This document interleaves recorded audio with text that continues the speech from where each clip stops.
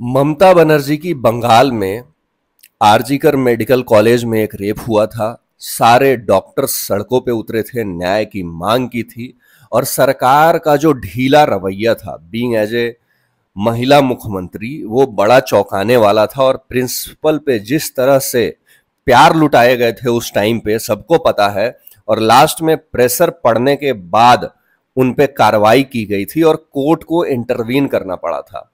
आज उसी बंगाल में उसी तरह का एक कांड हो गया है। लॉ कॉलेज में एक लॉ की स्टूडेंट के साथ बकायदा कॉलेज के अंदर 3 लोगों ने रेप कर दिया है।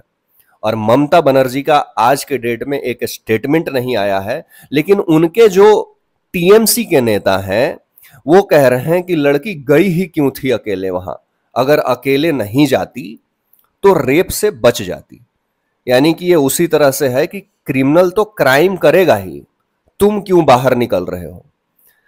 जिस नेता का, और ये मंत्री भी शायद रहे हैं, इस तरह का रूलिंग पार्टी के नेता का अगर स्टेटमेंट है तो आप स्टेट के लॉ एंड ऑर्डर का अंदाजा लगा सकते हैं। और बाकायदा वो जो लड़का है जिसने रेप किया है, जो अपने आप को सोशल मीडिया में हिंदूवादी दिखाता था, गर्ल चाइल्ड एजुकेशन को प्रमोट करता था, आरजी कर रेप कांड में उसने बकायदा बोला था ट्वीट करके कि भाई जो कल्प्रिट है उसको हैंग कर दो। और सोशल मीडिया पे एक बहुत बढ़िया छवि बना रखी थी।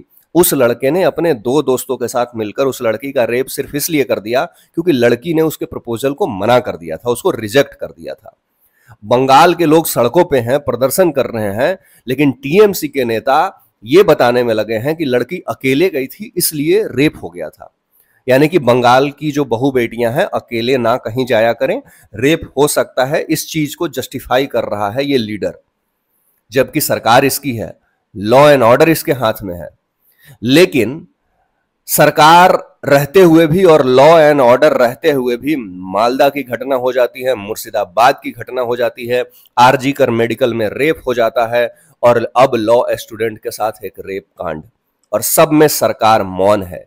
ये है आज का बंगाल, जो बंगाल कल्चरल हेरिटेज को प्रमोट करता था, दुनिया में अपने कल्चर के लिए जाना जाता है, अपने रहन सहन के लिए जाना जाता है, जहां पे लड़कियां सबसे सेफेस्ट मानी जाती थी।